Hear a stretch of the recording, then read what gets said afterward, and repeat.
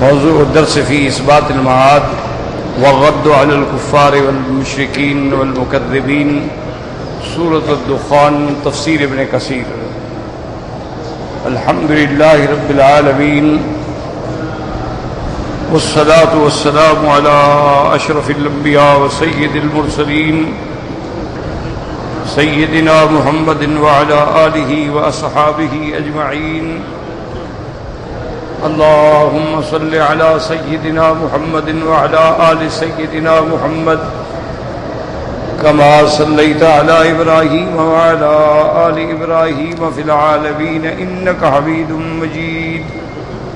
أعوذ بالله من الشيطان الرجيم. بسم الله الرحمن الرحيم. إن هؤلاء ليقولون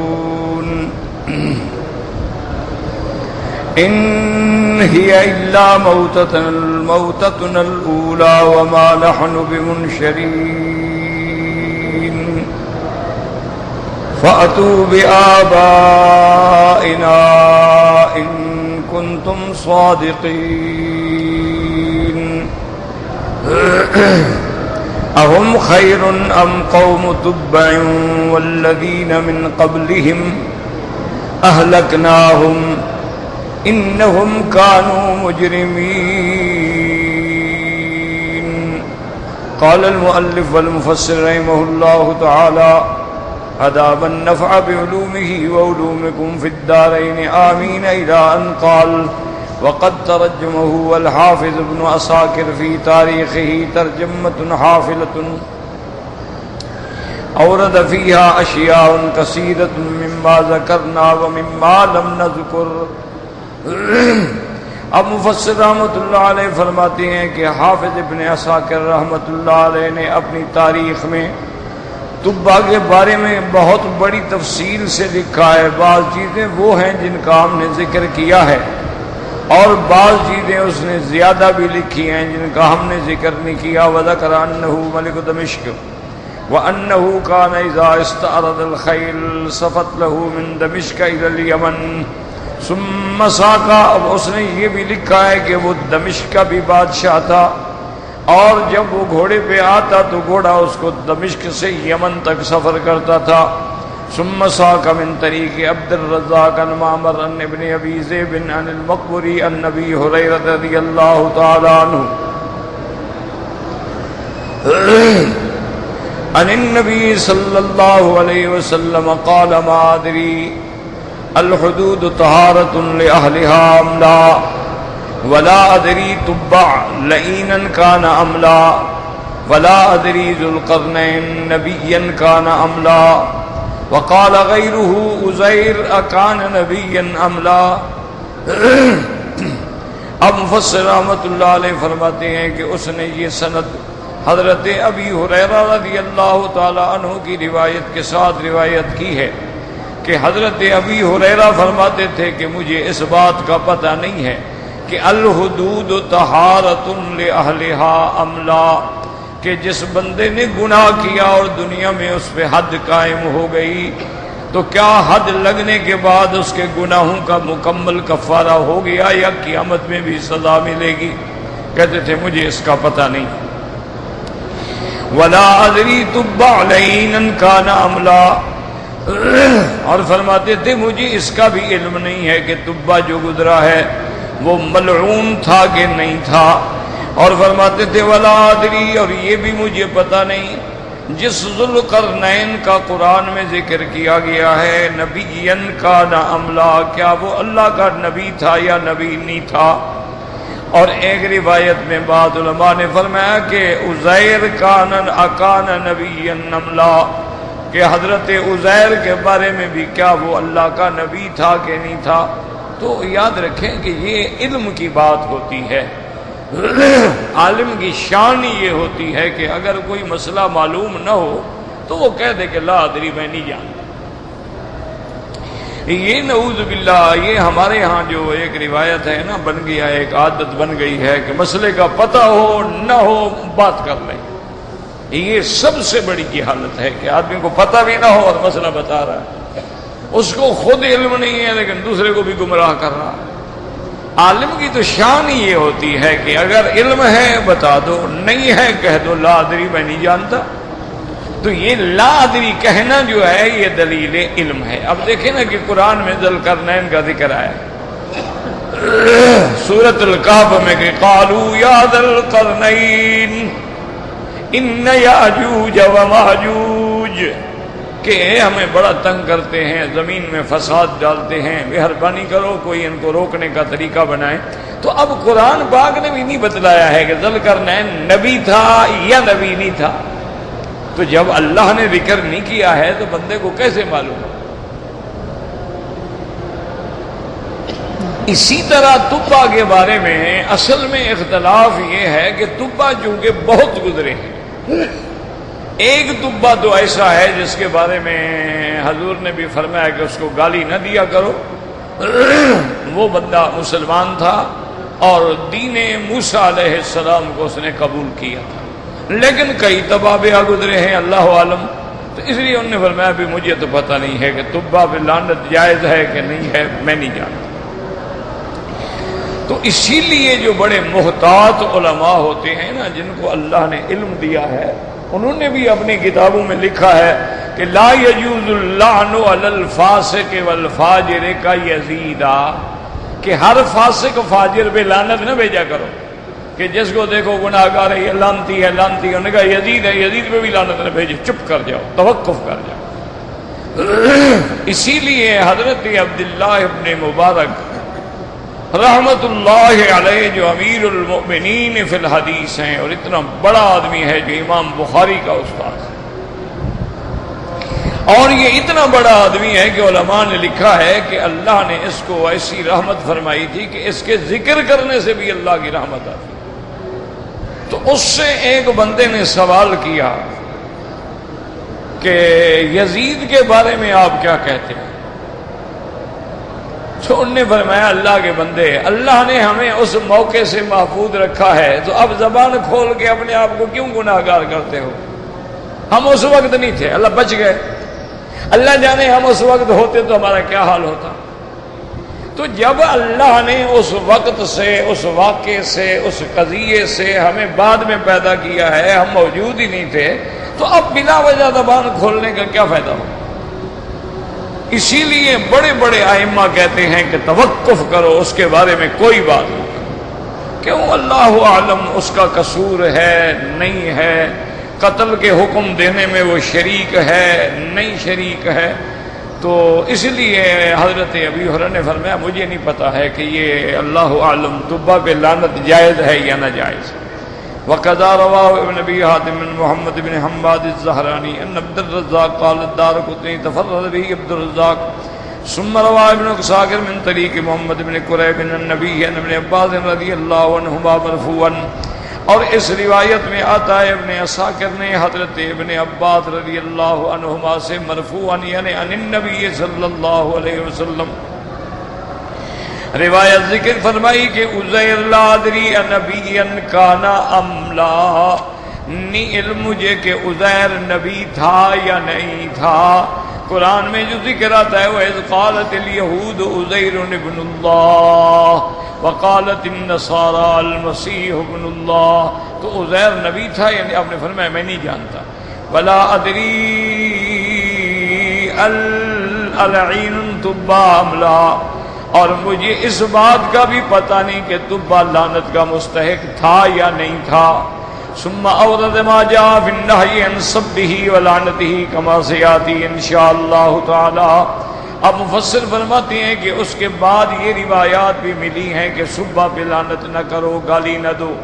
وكانه والله عالم كان كافرا ثم اسلم وتابع دين الكريم على يدي من كان من احبار اليهود في ذلك الزمان الحق قبل بعثة المسيح عليه السلام، وحج البيت في زمن الجرحمين، وقصى الملا والوسائل من الحرير والحبر، ونهر عنده 6000 بدنة وعظمه واكرمه ثم عاد الى اليمن۔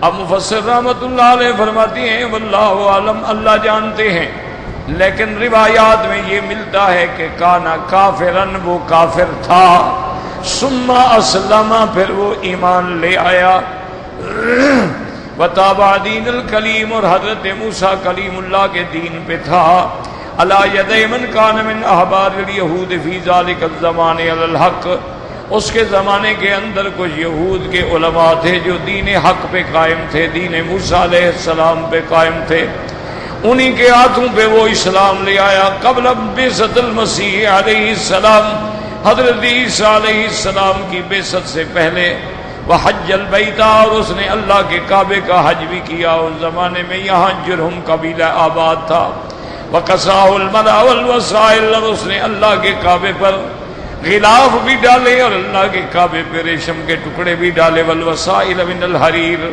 والحبر، حبر بھی کہتے ہیں قیمتی ریشمی کپڑا، ونہر عنده 6000 بدنۃ، اور اللہ کے کعبے میں آ کر اس نے 6000 اونٹ ذبح کیا اور خیرات کی، عظمہ اکرمہ، اللہ کے کعبے کی تقدیم تعظیم کی، اللہ کے کعبے کی تکریم کی، ثم عاد الی الیمن، پھر یمن واپس چلا گیا۔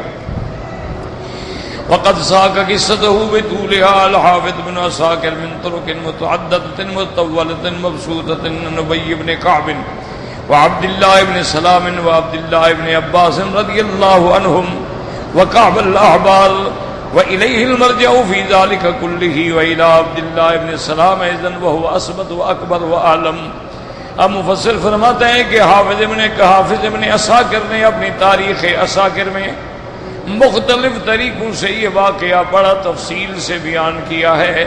حضرت ابی ابن کعب کی روایت سے عبداللہ ابن سلام، عبداللہ ابن عباس رضی اللہ عنہم، اور کعب الاحبار کی طرف سے بھی یہ واقعے بیان کیے ہیں، اور اصل بات یہی ہے کہ سب کا مرجع جو ہے وہ کعب الاحبار ہے۔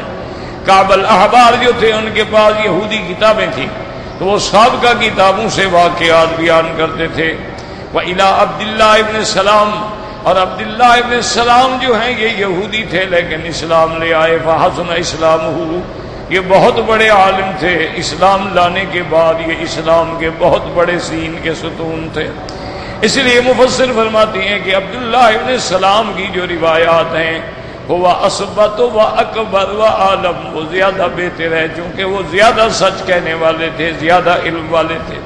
وقد روا قصته وهب بن منبہ محمد بن اسحاق فی السیرۃ کما هو مشہور فیها، اسی طرح تبا کا قصہ جو ہے وهب بن منبہ نے محمد بن اسحاق نے بھی اپنی سیرت کی کتابوں میں ذکر کیا ہے۔ وقد اختلط علی الحافظ بن عساکر فی بعض السیاقات ترجمۃ تبا هذا بترجمۃ آخر متأخر عنه بدهر طویل۔ اب مفسر فرماتے ہیں کہ اصل میں حافظ ابن عساکر نے تفصیل سے بیان کیا ہے لیکن بعض سیاق میں اسے دھوکہ لگ گیا ہے کہ جو بہت بعد کا قصہ تھا اس کو بھی اس نے پہلے قصے میں ملا ڈالا۔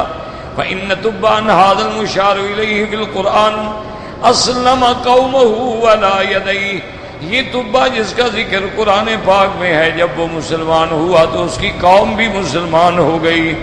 ثم لما توفي عادوا بعده الى عبادة النيران والاصنام فعاقبهم الله تعالى كما ذكره في سورة السبع، لیکن جب بادشاہ تبا فوت ہوا تو اس کی قوم جو ہے دوبارہ پھر آتش پرست بن گئی، آگ کے پجاری اور بتوں کے پجاری بن گئے۔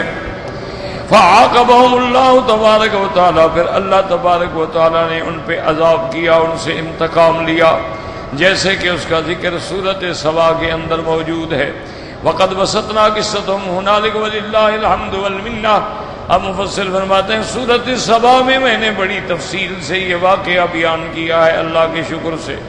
وقال سعید بن جبیر کسا تبا القابض وکان سعید ینہا عن سبہ، حضرت سعید بن جبیر فرماتے ہیں یہ تبا ہی تھا جس نے اللہ کے کعبے پہ سب پہ غلاف ڈالا، اور حضرت سعید بن جبیر منع کرتے تھے کہ کوئی تبا کو گالی نہ دے اور برا نہ کہے۔ وتبا هذا هو تبا الاوسط، اور یہ تبا جس نے غلاف ڈالا تھا یہ درمیان کے بادشاہوں میں گزرا ہے۔ واسمه اسعد ابو قریب بن ملیک اربل یمانی، اس کا نام اسعد تھا، کنیت ابو قریب تھی۔ ذکروا انه ملک علی قومه 300 سنة و 26 سنة، اور سب سے لمبی بادشاہی اسی کی ہے کہ اس نے 326 سال حکومت کی یمن پہ. وَلَمْ يَكُنْ فِي حِمْيَرَاتْ وَلَا مُدَّةٍ مِّنْهُ بنی حمیر کے اندر اور کسی بادشاہ نے اتنی لمبی مدت تک حکومت نہیں کی. وَتُوفِيَ قَبْلَ مَبْعَثِ رَسُولِ اللَّهِ صلی اللہ علیہ وسلم بِنَحْوٍ مِّن 700 سنة. اور سرکار دو عالم محبوب دو عالم کی پیدائش اور بعثت سے 700 سال پہلے یہ گزرا ہے. فذكروا انه لما ذكره الحبران من يهود المدينه ان هذه البلده مهاجر نبي اخر في الزمان اسمه احمد صلی اللہ علیہ وسلم. اور یہ بھی لکھا ہے کہ ان دو علماء جو تھے یہود کے, انہوں نے بادشاہ طبا کو بتایا تھا کہ یہ مدینہ منورہ وہ شہر ہے جس میں ہجرت کر کے آئیں گے نبی آخر الزمان جن کا نام احمد مصطفیٰ محمد مجتبیٰ ہوگا صلی اللہ علیہ وسلم. قال فی ذلك شعرا واستودعوا عند اهل المدینہ وكانوا يتوارثونه ويرونه خلفا عن سلف. وكان ممن يحفظه ابو ايوب خادم زيد الذي نزل رسول الله في داره وهو. اب مفسر رحمۃ اللہ علیہ کہتے ہیں کہ اس طبا نے حضور پاک صلی اللہ علیہ وسلم کی شان کے اندر کو شعر بھی کہے اور وہ لکھ کے مدینے والوں کو دے دیے کہ اپنے پاس رکھیں. مدینے والوں نے اپنے پاس رکھے اور پھر ایک دوسرے سے چلتے چلتے چلتے وہ کاغذ جو ہے حضرت ابو ایوب انصاری کے پاس پہنچا. اور یہ وہی صحابی ہیں حضرت ابو ایوب انصاری جن کے پاس میرے آقا مہمان ہوئے مدینہ منورہ میں. کہتے شہدت علی احمد انہ رسول من اللہ باری النسم فلو مد عمری الى عمره لکنت وزیرا له وابن عمی وجاہدت بالسیف اعداءه وفرجت عن صدره كل غمی. اس نے شعروں میں لکھا کہ شہدت علی احمد, میں گواہی دیتا ہوں کہ احمد مصطفیٰ محمد مجتبیٰ اللہ کا رسول ہے. فلو مد عمری الى عمره, اگر میری عمر طویل ہو گئی اور میں حضور کے آنے تک زندہ رہا تو میں آپ کا وزیر بنوں گا اور آپ کا ابن ام کہلاؤں گا. وجاہدت بالسیف اعداءه, اور میں تلوار اور طاقت سے ان کے دشمنوں سے جہاد کروں گا. وفرجت عن صدره كل غمی, اور سرکار دو عالم کے سینے سے ہر غم کو دھو ڈالوں گا. میں آپ کا سپاہی بنوں گا, آپ کے دشمنوں سے لڑنے والا بنوں گا. وذکر ابن بالدنیا انه حفر قبر بسنا فی الاسلام وجدوا فيه امراتین صحیحتین وعند رؤوسهما لوح من فضة مکتوب فيه بالذهب. ابن ابی دنیا نے لکھا ہے کہ صنعاء کے علاقے کے اندر یہ یمن کا دارالخلافہ ہے. قبرستان اتفاق سے کھودا گیا تو دو عورتوں کی قبریں ملی جو قبر کے اندر دونوں عورتیں بالکل صحیح سالم حالت کے اندر تھیں اور ان کے سرانے پر ایک چاندی کا لو تختی تھی جس پہ لکھا ہوا تھا مکتوب فیہ بالذہب. تختی چاندی کی تھی لیکن لکھائی جو تھی وہ سونے کے پانی سے تھی. ھذا قبرہ و تمیس ورواحی و تماظر ابنت تبع ما تتابہما تشہدان اللہ الہ الا اللہ ولا تشرکان به شیئا وعلی ذلک مات الصالحون قبلہما. وقد ذکرنا فی سورۃ سبا شعر سبا فی ذلک ایضا. اور کہتے ہیں وہ دونوں عورتیں جو تھیں ان کے سرانے پر ایک چاندی کی تختی تھی اور اس پر سونے کے پانی سے لکھا ہوا تھا کہ یہ قبریں جو ہیں حی اور تمیز کی ہیں جو دونوں طبا بادشاہ کی بیٹیاں ہیں اور وہ گواہی دیتی ہے کہ لا الہ الا اللہ, کوئی معبود برحق نہیں مگر اللہ. ولا تشرکان به شیئا, اور وہ اللہ کے ساتھ کسی کو شریک نہیں کرتی ہیں, یعنی اپنی توحید کی اور اپنے ایمان کی گواہی دی. وعلی ذلک مات الصالحون قبلہما وقد ذکرنا فی سورۃ سبا شعر سبا فی ذلک ایضا. اب مفسر فرماتی ہیں کہ سورۃ سبا میں ہم نے یہ واقعہ بھی بیان کیا ہے. قال قتادہ ذکر لنا ان کعبا کان یقول فی تبع نعت الرجل الصالح ذم اللہ تعالی قومہ ولم یذمہ.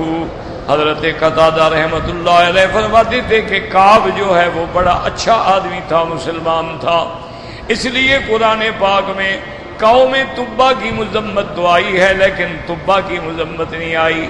اللہ تبارک و تعالیٰ نے ذکر فرمایا ہے کہ قوم تبا کا ذکر نہیں، قوم کا ذکر ہے. قال وكانت عائشہ رضی اللہ تعالی عنہا تقول لا تسبوا تبعا فانه قد كان رجل صالحا. بی بی عائشہ بھی فرماتی تھی کہ خبردار تبا کو گالی نہ دیا کرو، وہ بڑا صالح بندہ تھا، بڑا عابد صالح بندہ تھا. وقال ابن ابي حاتم حدثنا ابو زرع قال حدثنا صفوان قال حدثنا الوليد قال حدثنا عبد الله بن حية نبي زرعة عن عمرو بن جابر الحضرمي قال سمعت سالم بن سعد الساعدي رضي الله تعالى عنه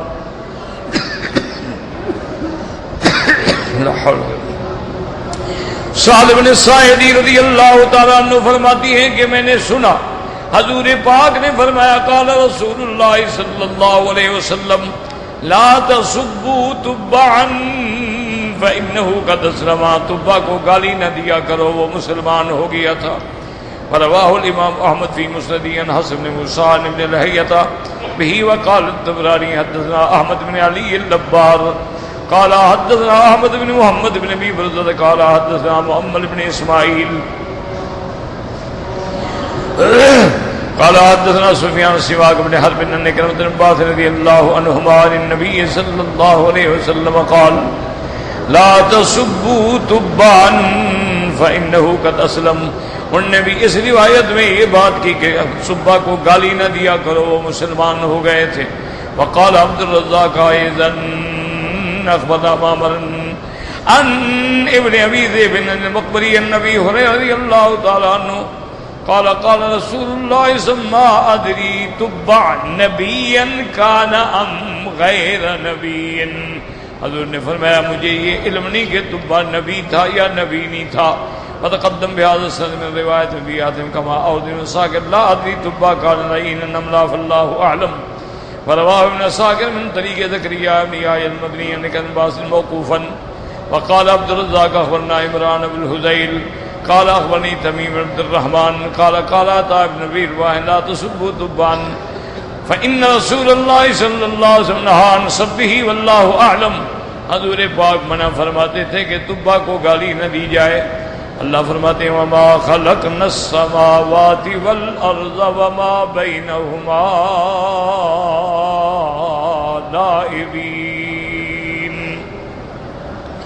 ما خلقناهما الا بالحق ولكن اكثرهم لا يعلمون. ان يوم الفصل ميقاتهم اجمعين يوم لا يغني مولى عن مولى شيئا ولا هم ينصرون الا من رحم الله انه هو العزيز الرحيم. يقول تعالى مخنته وتنزيه نفس اللعب والأبس والباطل كقوله جل وعلا وما خلقنا السماء والأرض وما بينهما باطلا ذلك ظن الذين كفروا فويل للذين كفروا من النار. اللہ تبارک و تعالی نے ان آیتوں میں خبر دی ہے اپنے عدل کی اور اپنے نفس کی تنزیہ بیان فرمائی کہ اللہ پاک ہیں، منزہ ہیں کہ وہ بے فائدہ سے کھیل تماشا بنا دیا عالم کو. جیسے اللہ فرماتی ہیں کہ ہم نے آسمان و زمین اور ان کے درمیان میں جو چیزیں ایسے بیکار نہیں پیدا کی ہیں، یہ کافروں کا گمان ہے اور ان کا یہی گمان جو ہے باعث ہلاکت ہے، ان کو جہنم کی سزا بھی دے گی. وقال تبارک و تعالی افحسبتم انما خلقناکم عبثا وانکم الینا لا ترجعون. اللہ فرماتے ہیں میرے بندو کیا تم لوگوں نے گمان کر رکھا ہے کہ میں نے تم کو بے فائدہ پیدا کیا بغیر کسی مقصد کے، اور تم اللہ کی طرف نہیں لوٹو گے، نہ کوئی حساب ہوگا نہ کوئی کتاب ہوگا، پھر تم جانوروں کی طرح کھاتے کھاتے مر جاؤ گے. فتعالى الله الملك الحق لا إله إلا هو رب العرش الکریم، بلند و بالا ہے اس کی ذات جو بادشاہ ہے سچا، کوئی معبود برحق نہیں مگر وہ اللہ تبارک و تعالی رب العرش الکریم جو بڑے عزت شان والے عرش کا مالک ہے۔ ثم قال تبارک و تعالی ان یوم الفصل میقاتهم اجمعین۔ یوم الفصل سے کیا مراد ہے؟ قیامت کا دن، یعنی جس دن فیصلہ ہو جائے گا، مومن کافر میں فیصلہ ہوگا، اور مومن کافر میں اور اسی طرح فاسق فاجر میں اور عابد زاہد میں فیصلے ہوں گے۔ وہو یوم القیامت یفصل اللہ تعالیٰ فیہ بین الخلائق، اللہ تبارک و تعالیٰ جس دن فیصلہ فرمائیں گے فیعذب الکافرین ویصیب المؤمنین، کافروں کو عذاب دیں گے اور مومنوں کو ثواب دیں گے۔ وقت قولہ عز وجل میقاتهم اجمعین ای یجمعهم کلهم اولهم وآخرهم، اور وہ قیامت کا ایسا دن ہوگا کہ جس میں اولین و آخرین سب جمع ہوں گے۔ حضرت آدم علیہ السلام سے لے کر قیامت تک پیدا ہونے والے جتنے انسان ہیں، جن ہیں، مخلوق ہے، سب کی سب اللہ کے دربار میں حاضر ہوگی۔ اور وہ دن ایسا ہوگا یوم لا یغنی مولا ام مولا شیئا، یاد رکھو کہ مولا کا معنی ناصر بھی ہے، مولا کا معنی دوست بھی ہے، مولا کا معنی رشتہ دار بھی ہے، مولا کا معنی غلام بھی ہے، مولا کا معنی ولایت سے بھی ہے، ولایت سے بھی ہے۔ تو معنی یہ ہے کہ وہ دن ایسا ہوگا کہ جب کوئی دوست کسی دوست کے کام نہیں آئے گا، کوئی قریب کسی قریب کے کام نہیں آئے گا۔ ای لا ينفع قریب قریبا کا قولہ سبحانہ وتعالی فاذا نفخ فی الصور فلا انصاب بینہم یومئذ ولا یتساءلون، وقولہ جلت عظمتہ ولا يسأل حمیم حمیما یبصرونہم ای لا يسأل اخا له عن حالہ وهو یراہ عیانا، وہ ایسا دن ہوگا کہ بھائی بھائی کو دیکھے گا کہ عذاب میں ہے، لیکن اس کے بعد بھی کوئی مدد نہیں کر سکے گا۔ وقولہ جل وعلا ولا هم ينصرون لا ينصر القریب قریبہ ولا یاتیہ نصر من خارج، وہ ایسا دن ہوگا کہ کوئی دوست کی مدد بھی نہیں کر سکے گا اور باہر سے بھی کوئی مدد نہیں آئے گی۔ ثم قال الا من رحم اللہ ای لا ينفع یومئذ الا رحمت اللہ عز وجل بخلقہ، اس دن کوئی چیز نفع نہیں دے گی مگر اللہ کی رحمت۔ جب اللہ کی رحمت ہوگی تو پھر اللہ تبارک و تعالیٰ اپنی رحمت سے عذاب سے بچا دیں گے۔ اللہ اپنی رحمت سے انبیاء کی شفاعت قبول فرمائیں گے، اولیاء کی شفاعت قبول فرمائیں گے، اللہ تعالیٰ حافظ قرآن کی شفاعت قبول فرمائیں گے، اللہ قرآن کی سورتوں کی شفاعت قبول فرمائیں گے۔ انہ هو العزیز الرحیم، اے هو عزیز ذو رحمت واسعۃ، اللہ تبارک و تعالی غالب ہیں، رحمت والے ہیں، اور جن کی رحمت کا کوئی حد و حساب نہیں ہے۔ اللہم ارحمنا، دعا کریں کہ اللہ ہمیں بھی اپنے رحمت میں داخل فرما لیں اور اپنے عذاب سے نجات عطا فرما لیں۔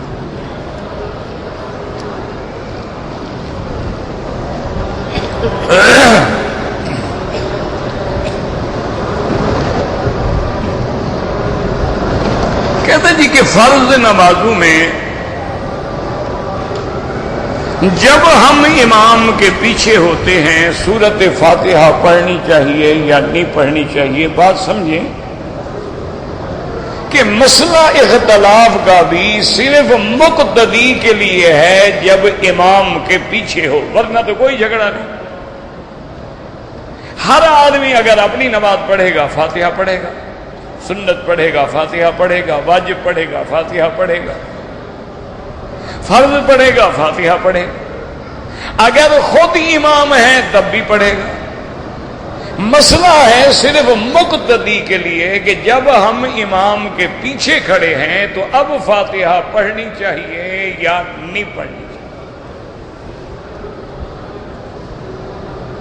یاد رکھیں کہ اس کے اندر ائمہ کرام کے مسائل میں اختلاف ہے امام احمد ابن حنبل رحمت اللہ علیہ وہ فرماتے ہیں کہ جو جہری نمازیں ہیں، یعنی فجر کی نماز ہے، مغرب کی نماز ہے، عشاء کی نماز ہے، جس میں امام قرآن زور سے پڑھتا ہے، یوں سمجھیں، وہ کہتے ہیں اس میں تو فاتحہ نہ پڑھو، کیونکہ یہ قرآن کے خلاف ہے۔ اللہ کے قرآن کا حکم ہے کہ جب قرآن پڑھا جائے تو سنو، تو وہاں ہمیں سننے کا حکم دیا گیا، یہ نہیں کہا گیا کہ جب امام پڑھے تو تم بھی پڑھو۔ اللہ نے قرآن میں فیصلہ کر دیا ہے کہ اذا قرئ القرآن فاستمعوا له وانصتوا، جب قرآن پڑھا جائے سنو اور خاموش۔ تو تین نمازوں میں تو امام احمد ابن حنبل رحمت اللہ علیہ فرماتے ہیں کہ نماز مقتدی فاتحہ نہ پڑھے۔ وہ کہتے ہیں ظہر عصر میں چونکہ سری نماز ہے اور امام کی قرات مقتدی سن نہیں رہا ہے، لہذا ان میں پڑھ۔ امام ابو حنیفہ رحمت اللہ علیہ فرماتے ہیں کہ نماز جہری ہو یا سری ہو، یعنی فجر کی نماز ہو یا ظہر کی ہو، اگر مقتدی ہے تو فاتحہ نہ پڑھے۔ اس کی وجہ کیا ہے؟ امام صاحب فرماتے ہیں کہ ایک تو قرآن کی آیت ہے کہ جب قرآن پڑھا جائے چپ رہو، اور دوسرا حضور کی صحیح حدیث مبارک ہے کہ من کان لہ امام فقراءۃ الامام لہ قراءۃ، جس بندے کا آگے امام ہے، امام کا پڑھنا جو ہے وہ مقتدی کا پڑھنا۔ تو جب امام پڑھ رہا ہے تو مقتدی کو پڑھنے کی ضرورت نہیں۔ اسی طرح امام صاحب فرماتے ہیں کہ حضور پاک نے جن حدیثوں میں نماز سکھلائی ہے، ایک تو ہے نا آپ نے فرمایا کہ لا صلاۃ الا بفاتحۃ الکتاب، فاتحہ کے بغیر نماز نہیں ہوتی، یہ تو مطلق حدیث ہے نا، فاتحہ کے بغیر تو کوئی نماز ہے ہی نہیں۔ لا حول ولا قوت الا باللہ، استغفر اللہ۔ بس ٹھیک ہے جی، اور وقت تو ضائع نہ کریں۔ اچھا، فاتحہ کے بغیر تو میرا بھائی کوئی نماز ہوتی نہیں نا، جتنی بھی نمازیں ہیں چلو ہم نہ پڑھیں، امام تو پڑھ رہے ہیں نا، نماز میں فاتحہ تو آ گئی، تو یہ تو کوئی نہیں کہہ سکتا نا کہ یہ نماز بغیر فاتحہ کے ہے۔ اچھا، امام صاحب فرماتے ہیں کہ جہاں حضور نے نماز سکھائی ہے، اور مسلم شریف کی صحیح حدیث ہے، اور امام مسلم جو ہے روایت لینے میں امام بخاری سے بھی سخت ہیں،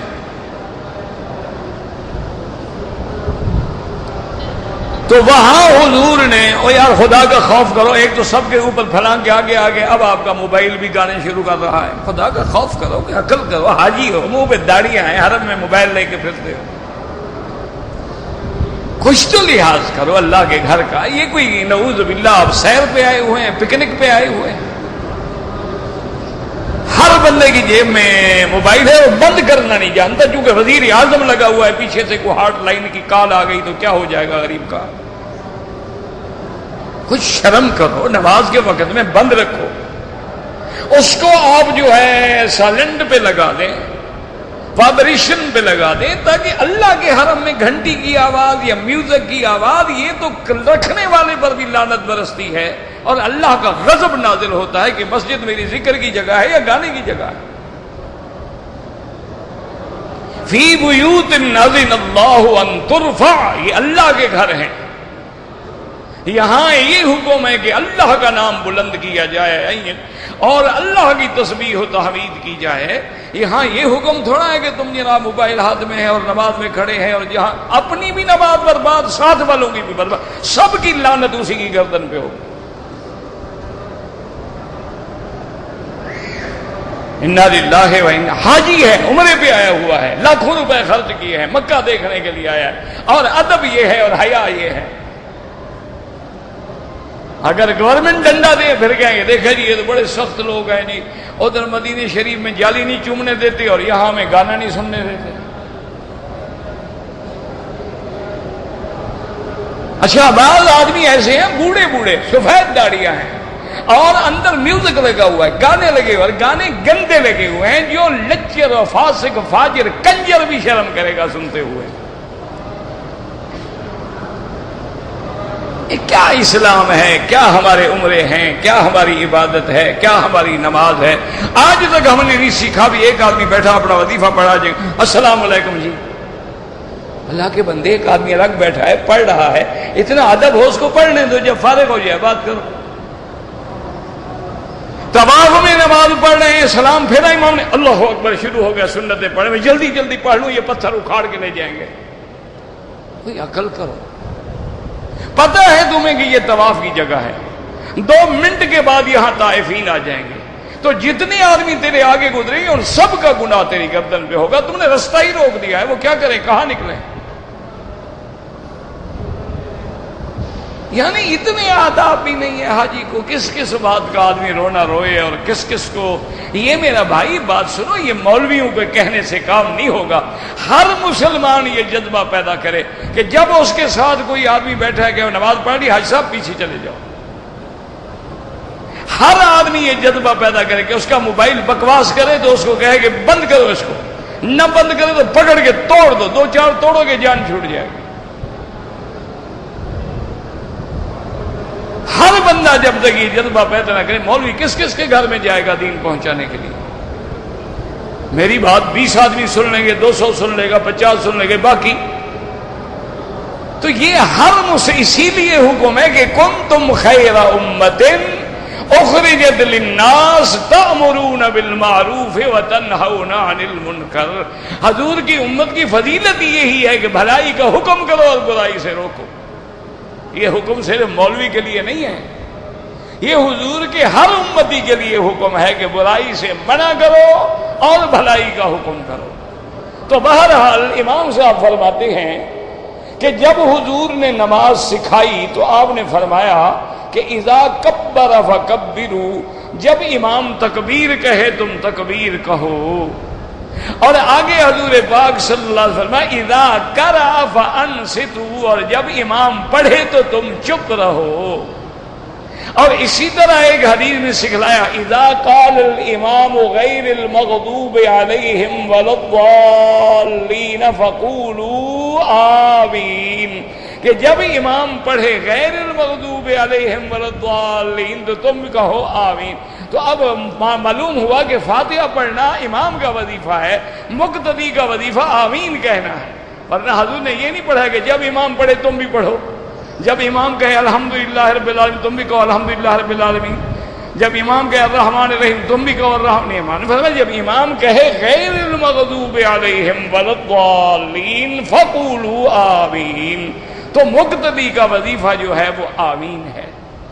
اسی طرح امام ابو حنیفہ فرماتے ہیں کہ اگر ایک آدمی آ رہا تھا نماز پڑھنے کے لیے، امام رکوع میں چلا گیا، اس بندے نے اللہ اکبر کہا، اور یاد رکھیں یہ نہیں کہ فوراً رکوع نہیں، اللہ اکبر کہہ کے پہلے کھڑے ہوں، اس کے بعد رکوع میں جائیں، اور رکوع میں وہ مل گیا تو حدیث ہے حضور کی کہ من ادرک الرکوع فقد ادرک الرکعۃ، جس کو رکوع مل گیا وہ اس کو پوری رکعت مل گئی۔ سجدے میں ملے گا تو رکعت نہیں ملے گی، لیکن رکوع میں ملے گا تو رکعت مل جائے گی۔ اب اس نے تو فاتحہ پڑھی نہیں، اس کی رکعت کیسے ہو گئی؟ تو معلوم ہوا کہ اس کے ذمے فاتحہ پڑھنا نہیں ہے۔ اور اسی طرح یاد رکھیں کہ مثلا امام کا وضو ٹوٹ گیا، اگر وہ اس کی نماز وہ چھوڑ دے یا امام سے غلطی ہو گئی، اس نے واجب چھوڑ دیا تو امام سجدہ سہو کرے گا۔ تو جب امام سجدہ سہو کرے گا مقتدی کرے گا کہ نہیں؟ اب غلطی تو امام نے کی، ہم کیوں کریں سجدہ سہو؟ تو معلوم ہوا کہ اس کی غلطی بھی ہماری غلطی ہے، جیسے اس کا پڑھنا ہمارا پڑھنا ہے۔ اگر امام نے ظہر کی نماز میں ایسی آیت پڑھ لی جس میں سجدہ تلاوت ہے اور امام سجدہ تلاوت میں چلا گیا تو مقتدی بھی سجدہ کرے گا یا نہیں کرے گا؟ حالانکہ ہم نے نہ پڑھا ہے نہ سنا ہے، پھر ہم سجدہ کیوں کریں؟ تو معلوم ہوا کہ امام کا پڑھنا جو ہے وہ مقتدی کا پڑھنا ہے۔ تو لہذا یہ مسئلے جو ہیں اللہ تمام ائمہ کرام پہ رحمت فرمائے۔ اللہ کا شکر ہے اللہ ہمیں بے ادبی سے گستاخی سے اور کسی بھی امام کی شان میں توہین سے محفوظ رکھے۔ تمام ائمہ کرام برحق ہیں اور تمام راستے ہیں، منزل سب کی اللہ کا کتاب اور اللہ کے نبی کی سنت محمد مصطفیٰ ہے۔ باقی اللہ نے عقل اور فہم الگ دی ہے، لہذا ایک حدیث مبارک کو دو صحابی سمجھ رہے ہیں، سمجھ اپنی اپنی ہے، فہم اپنی اپنی ہے، تو اس لیے اگر حنفی مسلک پہ ہے تو پھر امام کا پڑھنا کافی ہے۔ کہتے جی کہ میرے پاس ایک پلاٹ ہے جو میں نے خریدا ہے اور ابھی اس کی پیمنٹ بھی باقی ہے، کیا مجھے زکوٰۃ دینی پڑے گی؟ اگر آپ نے خریدا ہے بیچنے کے لیے، یعنی کاروباری نیت سے خریدا ہے کہ بھی پلاٹ خرید لیتے ہیں، جب ریٹ بڑھے گا تو بیچ دیں گے، پھر ہر حال میں زکوٰۃ دینی ہے اور ہر سال کی ویلیو کے مطابق زکوٰۃ دیں گے۔ مثلا پچھلے سال قیمت تھی 20 لاکھ، اب گر گئی 18 ہو گئی، اب 18 لاکھ کی زکوٰۃ دیں گے۔ اگلے سال 30 لاکھ بن گیا تو ہم 30 لاکھ کی زکوٰۃ دیں گے۔ اور اگر پلاٹ تم نے لیا ہے کہ اپنا گھر بناؤں گا تو پھر کوئی زکوٰۃ نہیں۔ اگر ایک آدمی نے ٹرک لیا ہوا ہے یا لوڈنگ گاڑی لی ہوئی ہے، سامان اٹھاتا ہے، گاڑی پہ زکوٰۃ نہیں ہوگی، جو آمدنی ہوتی ہے وہ سال کے بعد حساب ہوگا۔ ساری آمدنی ملا کے اگر پیسے بچیں گے تو زکوٰۃ دو گے، ورنہ نہیں، گاڑی پہ کوئی زکوٰۃ نہیں۔ اگر میرے بہن بھائی غریب ہیں ان کو زکوٰۃ دے سکتے ہیں، یا میرے والد کی دوسری بیوی ہے وہ تمہاری ماں ہے، ماں کو زکوٰۃ نہ دو، ماں کو ویسے پیسے دو۔ زکوٰۃ اسی لیے ہوتی ہے کہ ماں باپ کو میل کھلاؤ۔ لوگ سمجھدار ہو گئے ہیں نا کہ ماں باپ کو بھی خوش کرو، اللہ کے ساتھ بھی فراڈ کرو۔ اللہ میاں تیری زکوٰۃ نکال لی، ادھر ماں باپ کو بھی دے دی، بڑا فرما بردار بیٹا ہے جی، ماں باپ کی دوسری بیوی کا بھی خیال کر رہا ہے، پتہ نہیں زکوٰۃ دے رہا ہے شریف آدمی۔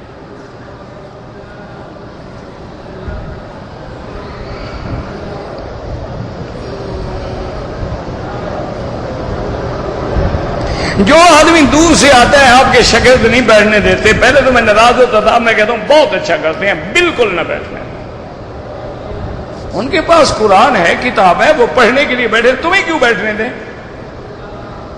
ان کا سبق ہے، ان کا حق ہے، ان کی جگہ ہے۔ یہ تو میں آپ لوگوں کے لیے ویسے تقریر کرتا ہوں، ورنہ تو ان کا سبق کی بات ہے۔ یہ تو ہم اس لیے مسائل بیان کرتے ہیں کہ چلو آپ لوگ جو کھڑے ہیں تو کوئی آپ کا بھی بھلا ہو جائے، فائدہ ہو جائے، ورنہ تو یہ تو درس ہے، سبق ہے، کوئی تقریریں تو نہیں ہے۔ تقریریں انشاءاللہ حج میں ہوتی ہیں۔ اور باقاعدہ کتابوں میں ہے کہ حلقہ درس جو ہوتا ہے وہ ایسے ہے جیسے صف و نماز کی، اس کا توڑنا بھی منع ہے۔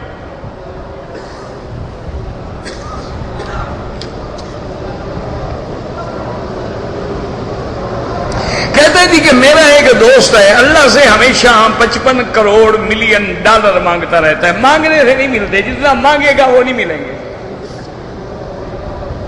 یہ دنیا ایسے ہے میرے عزیز جیسے سایہ ہوتا ہے، جتنا بھاگو گے سایہ اور بھاگے گا۔ جس دن تم دنیا کو چھوڑ دو گے تو پھر دنیا ملے گی۔ یہ مانگنے سے نہیں ملتی، اس میں ضد ہے، تم جتنا مرضی آئے زور لگا لو۔ اچھا پھر دنیا مانگنے کا کیا فائدہ؟ تم آخرت مانگو۔ تم وہ دعا کیوں نہیں مانگتے جو حضور نے سکھائی کہ رب کنعنی بما رزقتنی، یا اللہ مجھے قناعت عطا فرما، جو تو نے مجھے دیا میں اسی پہ راضی ہو جاؤں۔ وبارک لی فیما آتیتنی، اور جو تم نے دیا ہے اس میں برکتیں عطا فرما۔ وخلف علی کل غائبۃ لی منک بخیر، اگر کوئی چیز میری چلی گئی ہے اس کے بدلے میں بہتر عطا فرما۔ اللہم اکفنی بحلالک عن حرامک، یا اللہ ہمیں حلال اتنا عطا فرما کہ ہم حرام سے بچ جائیں۔ وَأَغْنِنِي بِفَضْلِكَ عَمَّنْ سِوَاكَ، اور اپنی رحمت سے ہمیں کسی بندے کا محتاج نہ فرما۔ یہ پیسے مانگنا کوئی چیز نہیں ہوتی۔ ابھی جناب آپ نے دیکھا نہیں ہے کہ ایک لیمین بینک کا دیوالیہ ہوا ہے تو کتنے ممالک کے 220 بلین ڈالر ایک رات میں تباہ ہو گئے۔ کیا کرو گے دنیا؟ اور دنیا تو پھر قارون کے پاس ہوتی ہے، دنیا تو فرعون کے پاس ہوتی ہے، دنیا تو مائیکل جیکسن کے پاس ہوتی ہے، دنیا تو ابو جہل کے پاس ہوتی ہے، وہ محمد مصطفیٰ کے پاس نہیں ہوتی۔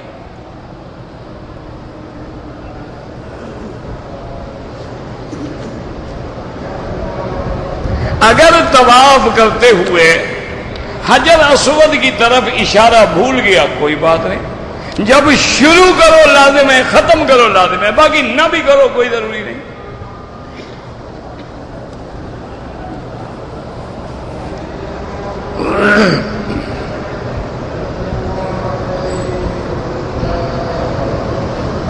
کہتے کہ میں ظہر کی نماز کے بعد حرم میں داخل ہوا تو چند آدمی نماز پڑھ رہے تھے، میں بھی ان میں مل گیا۔ بعد میں پتہ چلا وہ شیعہ تھے، نماز دوہرا لو تو بہتر ہے، پتہ نہیں وہ کیا پڑھ رہے تھے، کیا کر رہے تھے۔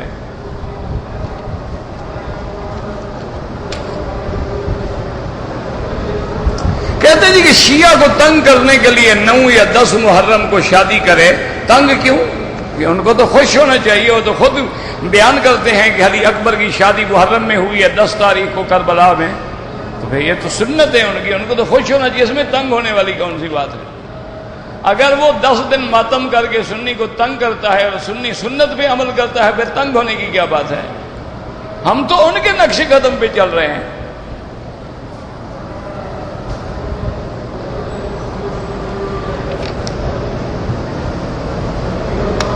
کوئی آدمی حجر اسود کو بوسہ دے، طواف نہ کرے، وہ جائز ہی نہیں۔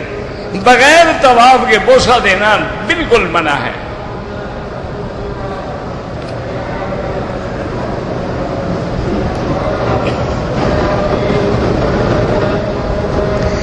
جدہ جو ہے وہ حدود حرم میں داخل نہیں ہے۔ حدود حرم تو اللہ کے بندے شمیسی تک ختم ہو گیا، وہ لکھا ہوا ہے بدایہ حرم اور نہایہ حرم۔ جدہ تو یہاں سے 70 کلومیٹر دور ہے۔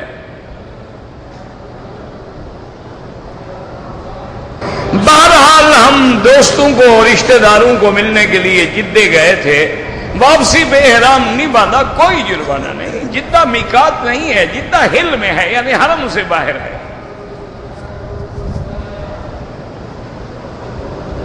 ہری پگڑی والے نے مجھے کہا کہ ان کے پیچھے خاموشی سے کھڑے ہو جاؤ، نماز نہ پڑھو، بعد میں اپنی پڑھ لینا، دعا کرو اللہ ہدایت ہے۔ ہم دعا ہی کر سکتے اور کیا کر سکتے؟ جن کی کعبے میں بھی نماز نہ ہو، مدینے میں بھی نہ ہو، تو ہوتی کہاں ہے ان کی نماز؟ مندر میں، گرجے میں پڑھیں گے؟ کہاں پڑھیں گے؟ یعنی کعبے میں بھی نماز نہیں ہوتی۔ اور وہاں بھی اتنے زور والے ہیں کہ نبی کے مصلی پر بھی قبضہ کر لیا، خدا کے گھر پہ بھی قبضہ کر لیا، تو تم کہاں جاؤ گے پھر؟ تو جنت پہ بھی قبضہ کر لیں گے تو پھر باہر کھڑے رہو گے۔ کوئی عقل کرو، شرم کرو۔ نماز ہر مسلمان کے پیچھے ہوتی ہے، ہر اچھے اور برے کے پیچھے ہوتی ہے۔ نماز نہ پڑھنے کا معنی یہ ہے کہ نعوذ باللہ وہ مشائخ اور ائمہ حرم کو کافر سمجھتے ہیں، اور اگر کافر سمجھتے ہو تو حج بھی یہی امام پڑھاتے ہیں، بدبختو تمہارا پھر حج بھی نہیں ہوگا۔ توبہ کرو اللہ سے، اصل تمہارا بھی قصور نہیں ہے نا، اللہ کا فیصلہ ہے کہ مشرک میرے گھر میں نہ آئے۔ اب اگر آ جائے اور اندر شرک ہے 1%، اللہ پھر بھی نماز نہیں پڑھنے دے۔ دعا کرو اللہ ہدایت۔ کوئی دشمن تو نہیں ہے نا ہمارے، بیچارے غلط فہمی میں پڑے ہوئے ہیں، ان کے دماغوں میں بٹھایا گیا ہے یہ حضور کو نہیں مانتے، نبی کو نہیں مانتے، اولیاء کو نہیں مانتے، بزرگ۔ اللہ کے بندو، رات دن جو یہاں اذان ہو رہی ہے اشہد ان محمد الرسول اللہ کہتے ہیں کہ نہیں کہتے؟ نہیں مانتے تو کیا مطلب؟ روزانہ تکبیر سنتے ہو، اشہد ان محمد الرسول اللہ کہتے ہیں کہ نہیں کہتے؟ یہ کیا مطلب ہے؟ جمعہ کے دن خطبہ سنتے ہو، ائمہ کرام پہ درود، حضور پہ درود پڑھتے ہیں کہ نہیں پڑھتے؟ یہ تو ایسے بس لوگوں نے دماغوں میں بھر دیا ہے، بغض بھر گیا ہے، وہ غریب کیا کرے بیچارہ۔ جو رمضان میں فوت ہو جاتا ہے، اگر ایمان ہو اور پھر رمضان میں فوت ہو تو انشاءاللہ خیر ہے، کیونکہ حدیث میں آتا ہے کہ رمضان میں جہنم کے دروازے بند کر دیے جاتے ہیں اور جنت کے دروازے کھول دیے جاتے ہیں، تو یہ خیر کی علامت ہے انشاءاللہ۔ لیکن اگر عقیدہ ٹھیک نہ ہو، اب ابو جہل جو رمضان میں مر گیا بدر میں، کیا فائدہ ہوا؟ نہیں، جنگ بدر رمضان میں ہوئی کہ نہیں ہوئی؟ تو ابو جہل کب مرا؟ وہاں وہ تو رمضان میں مرا، تو بخشا گیا۔ پہلے اپنے عقیدے ٹھیک کرو، عقیدہ ٹھیک نہیں ہوگا تو کوئی بات نہیں۔ اب رام چندر جی جو مر جائیں جناب رمضان میں تو کیا سیدھا جنت جائے گا؟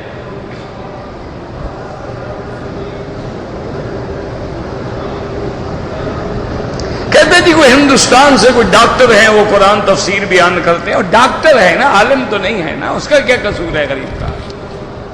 وہ تو ڈاکٹر ہے نا، ڈاکٹر کا کام تو چیر پھاڑ ہوتا ہے، وہ کر رہا ہے بیچارہ۔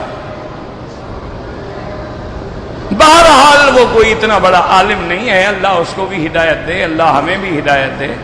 قرآن لازمی بات یاد رکھو، قرآن شریف یہ نہیں ہوتا کہ ایک آدمی کو معلومات ہیں۔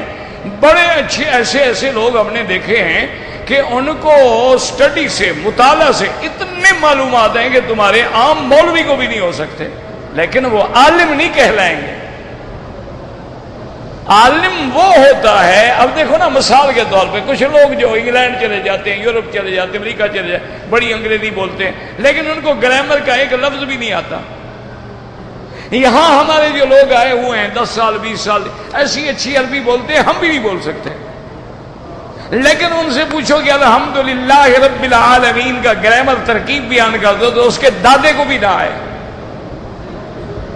تو اس لیے پھر وہ قرآن بیان کرنے میں غلطیاں کرتے ہیں۔ وہ ڈاکٹر تو ہوتے ہیں لیکن عالم نہیں ہوتے، انہوں نے باقی علوم پہ دسترس حاصل نہیں کی ہوتی۔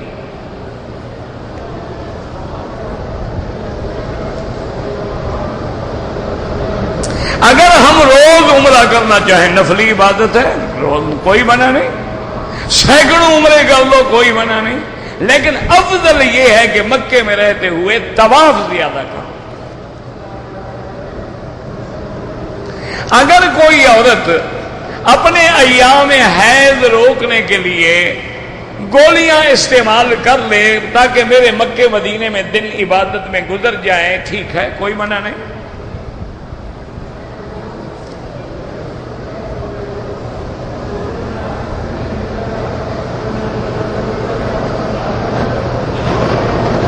کہتے ہیں کہ میرے گھر میں میرے لڑکا یا لڑکی کی شادی ہے، میں گاؤں والوں کو کھانا دوں گا، جو جانور حلال کریں اس میں عقیقہ کرنا چاہتا ہوں، ادھر شادی کا کھانا کھلا رہے ہو، اسی کا عقیقہ کر رہے ہو، اب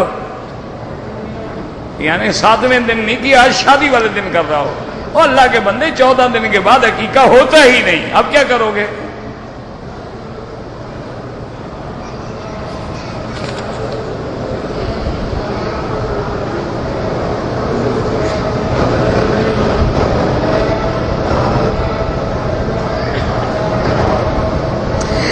جی کہ بیوی سے جھگڑا ہو گیا، خامند نے اپنی بیوی کو ماں باپ کے گھر بھیج دیا اور کہا کہ میں دوسری شادی کر لوں گا، بیوی چلی گئی، لیکن خامند دوسرے دن واپس کر کے اس کو لے آیا گھر میں، یعنی کہ اسی تنخواہ پہ کام کروں گا، دوسری بیوی تو ملی نہیں، اس نے سوچا پہلی تو نہ جائے، اچھا کیا لے آیا، بیوی ہے اس کی، کیا ہو گیا؟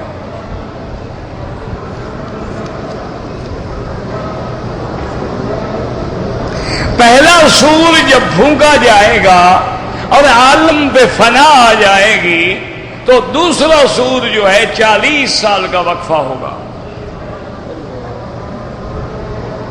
قیامت کے ایک دن کی مقدار جو قرآن میں ہے، ان یومن عند ربک کالف سنۃ مما تعدون، 1000 سال کے برابر کا ایک دن ہوگا۔ رکن یمانی پہ موقع ملے تو ہاتھ لگائیں، نہ ملے اشارے کی کوئی ضرورت نہیں۔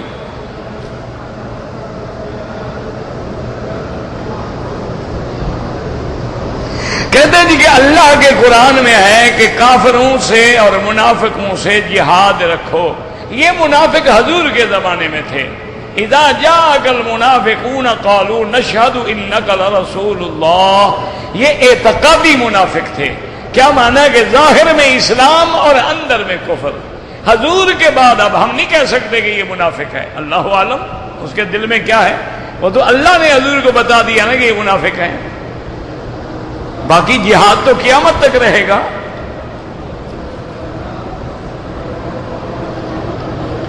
اگر ایک آدمی ایک دن میں 2 عمرے کرے، جتنا ہمت ہو کرے، حساب کتاب تو قیامت میں ہوگا نا، رمضان شریف میں تو نہیں ہوگا نا، رمضان میں مرے گا، حساب کتاب تو قیامت میں ہونا ہی ہونا ہے۔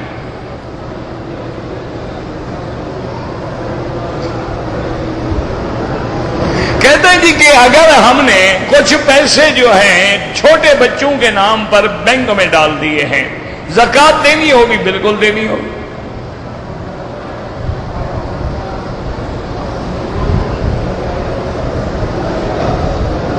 طواف کے دوران نہ کعبہ شریف کی طرف سینہ کریں نہ پشت کریں، نیچے نظر دیکھ کے چلیں، اگر غلطی سے ہو جائے رک جائیں، 2 قدم پیچھے ہٹ کے پھر چلیں۔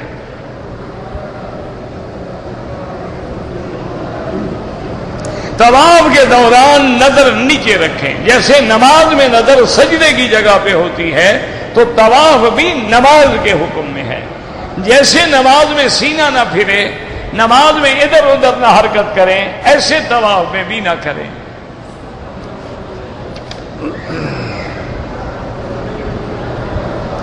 اگر میں نے عمرہ کر لیا ہے، عمرے کے بعد تھوڑے تھوڑے کینچی سے بال کاٹے ہیں، دم پڑ گئی، بال کاٹو تو سارے سر کے، مثلا دیکھو اتنے بال ہیں تو یہ چوتھا حصہ بالوں کا سارے سر کا کٹے، یہ نہیں کہ ٹک لگاؤ۔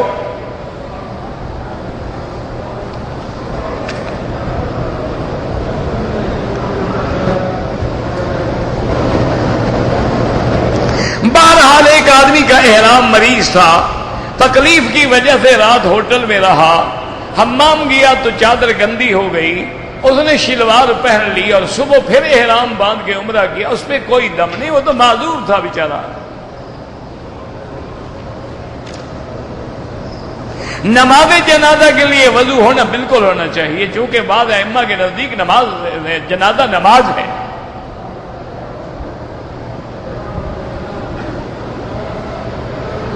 اگر کوئی آدمی نماز میں آئی اور امام پڑھ رہا ہے، مقتدی اللہ اکبر، بس اب کچھ نہ پڑھو، جب امام پڑھ رہا ہے خاموش رہو۔ سجدہ سہو تب ہوتا ہے جب نماز کا کوئی واجب چھوٹ جائے۔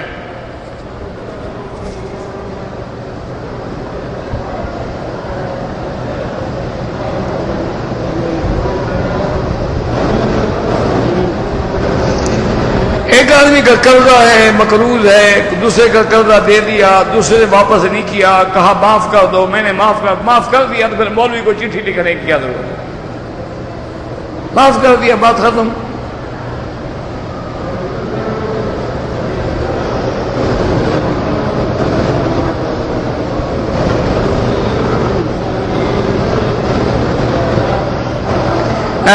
میں نے کہا کہ میں تجھے طلاق دے دوں گا سے طلاق نہیں ہوتی۔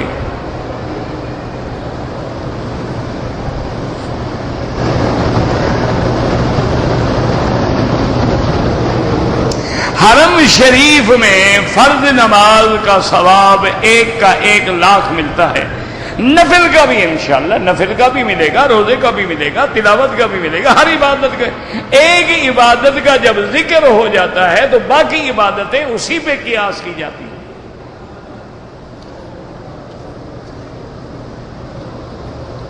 کہتے ہیں آدمی بوڑھا تو نہیں ہے، ویسے اپنے بالوں کو رنگنا چاہتا ہے، تمہاری مرضی ہے جناب، سفید کر لو۔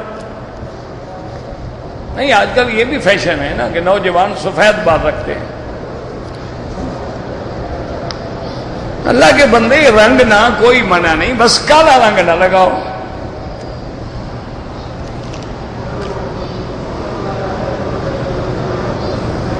میں آپ کے لیے رات دن دعا کرتا ہوں، اللہ پاک جزائے خیر دے آپ کو، آپ کی بڑی مہربانی، دعا سے بڑا تو کوئی احسان نہیں ہے۔ آپ میرے لیے رات دن دعا کرتے ہیں، اللہ آپ کو بدلہ دے اس کا۔ اگر کسی آدمی نے عمرہ پورا کر لیا، طواف بھی کر لیا، صفا مروہ بھی دوڑ لیا، بال بھی کر، بعد میں دیکھا تو کپڑے پہ نجاست لگی ہوئی ہے، تو اب وہ کپڑے بدل کے صرف طواف دوبارہ دوہرا لے، بس کہ یا اللہ طواف جو میں نے کیا تھا نا تو کپڑے اس کے بدلے میں طواف قضا کر رہا ہوں، باقی کوئی عرض نہیں، عمرہ اس کا ٹھیک ہو، کیونکہ صفا مروہ تو بغیر وضو کے بھی جائز ہے، حیض میں بھی جائز ہے۔ میں نے ایک لڑکی سے 4 سال پہلے فون پر نکاح کیا تھا، فون پہ کوئی نکاح شکا نہیں ہوتا، بہرحال اگر تمہارے گھر میں بھی ہو نا، دوبارہ 4 آدمی ملا کے نکاح کا۔ جو لوگ زمزم دوسرے ملکوں میں لے کے بیچتے ہیں، زمزم بیچنا تو حرام ہے، سیدھی سی بات ہے۔ یہ تو شکر کرو ان کے بس میں نہیں کعبہ شریف لے جائیں۔ یہ تو مافیا ہے نا جی، جو اپنے باپ دادے کی قبریں بیچ دیتے ہیں، وہ کعبے کو چھوڑ دیں گے؟ ٹھیکے نہیں لگتے قبروں پہ، میلے اور صرف ٹھیکے۔ زمزم بیچنا حرام ہے بالکل۔ کہتا ہے جی کہ فرض نماز میں کندھے کے برابر کندھا ہو، پاؤں سے پاؤں، بالکل کوئی اختلاف نہیں، لیکن یہ بھی مسئلہ نہیں کہ دوسرے کے پاؤں پہ چڑھ جاؤ، یہ تو کوئی مسئلہ نہیں، مانا ہے کہ سب سیدھی ہو، بس بات کو سمجھیں کہ کندھے سے کندھا اور ٹخنے سے ٹخنا، لیکن ایک آدمی کا قد بڑا ہو ایک کا چھوٹا ہو، کیسے کندھا ملائے گا؟ مانا ہے سب سیدھی کرو بس۔ اب یہ تو نہیں ہوتا نا کہ چڑھتے جاؤ پاؤں پہ چڑھ جاؤ، اچھا دوسرے بھی سکڑتے جاتے وہ کھلتا جاتے، یہ کیا ضد ہے، تماشا ہے۔ حائضہ عورت مسجد میں داخل نہیں ہو سکتی۔ انشاءاللہ اللہ پاک جن لوگوں کے بھی مرد ہیں، لڑکے ہیں یا لڑکیاں ہیں، نکاح نہیں ہوتے، اللہ آسان فرما دے، اللہ سب کو خیر کے رشتے نصیب فرمائے۔